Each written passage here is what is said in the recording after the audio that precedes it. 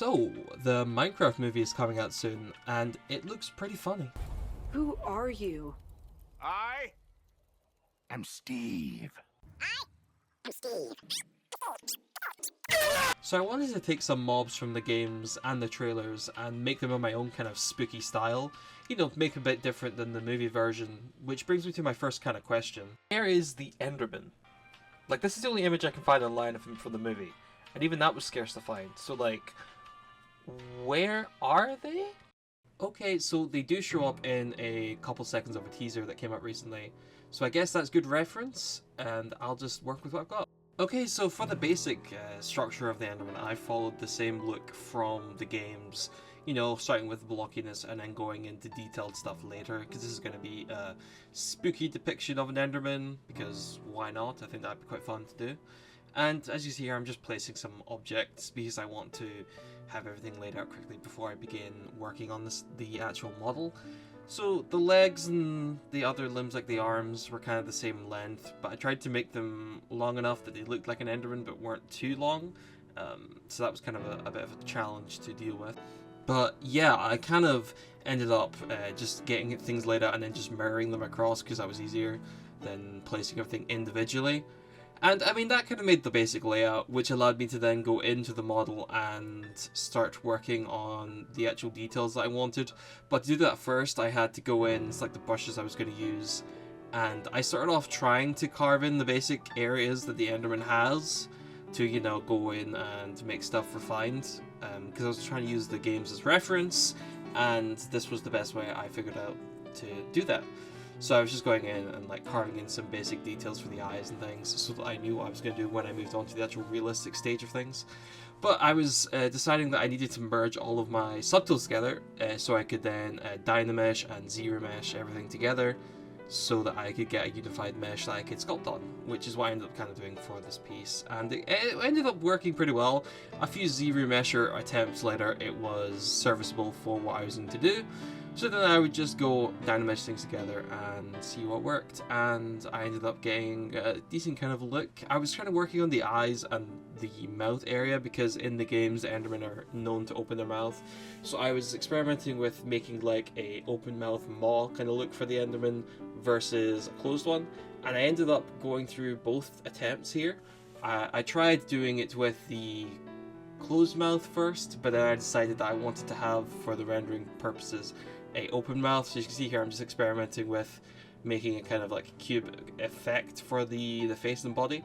But I kind of decided later on that I want to actually go heavy on the details and make things realistic, so I kind of scrap the idea to work on the body like this and move on to doing things that are much more scary and terrifying. So after a bit of experimentation, I decided to go on kind of a sloped look, a hunched over design for the Enderman, because I wanted to have it look overly creepy, kind of like a Slenderman-esque look for the character model. And because I was designing it to look like that, I wasn't too focused on making things too cube-like, but I focused on keeping the forms similar in nature with the stockiness to things. So I kept the kind of overall look, but refined the forms and things so that everything kind of flowed together nicely and, you know, kind of looked scary. So that's kind of what I was going for. In the end, I ended up with this kind of design for the Enderman on the face, at least. I was doing these kind of jagged teeth that would stick out of the body, so it looked very spooky, kind of like a Venom symbiote kind of inspiration that I took for like the teeth placement and stuff. You know, just making it gnarly, looking kind of creepy, but not overly creepy, if you know what I mean. So I worked on that for a little bit of time, just refining the forms and everything, and just making sure that things looked correct when I placed them onto the model. And here we have the final look of the Enderman, and I gotta say, that looks terrifying. But that's good, so we'll move on to the next mob. Creeper. Oh my gosh, I'm so sorry.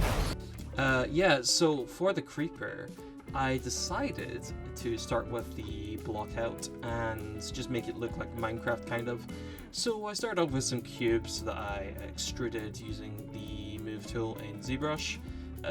Pretty simple stuff, just moving it into place, modifying the shape, and yeah, seeing what fitted the form of the creeper that I wanted to try and replicate, which was a fun kind of process. didn't take too long to do, thankfully, because the creeper is quite a well-known kind of shape, so it was easy for me to relate that into my own model and translate it into the realistic style I was going for. So yeah, it was definitely a little bit more convenient than the the Enderman model, which took a little bit longer. But this one was, yeah, it's a fun process. But yeah, the kind of process of going through it wasn't too difficult, as I said. It was just a case of moving cubes around and positioning the legs, because it was going to be mirrored anyway, so I could do one side and then duplicate it and it would work pretty well. So that's kind of what I ended up doing here. As you can kind of see, is just selecting objects, moving them about with the move tool, and just moving them into place, and I got that kind of spider leg limb kind of effect.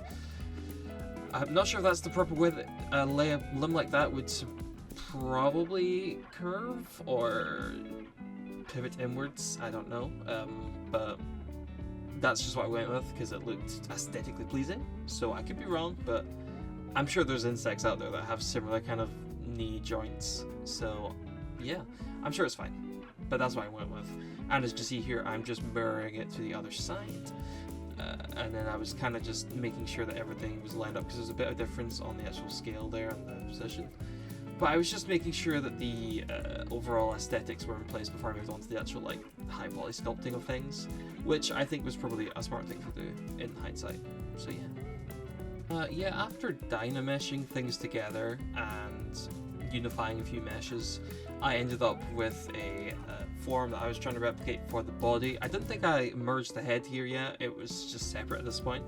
But I went in and merged the legs and the body together. The head was a separate object until I merged it and dynameshed it together. Which, in hindsight, I probably could have done at the start, but whatever, it's fine.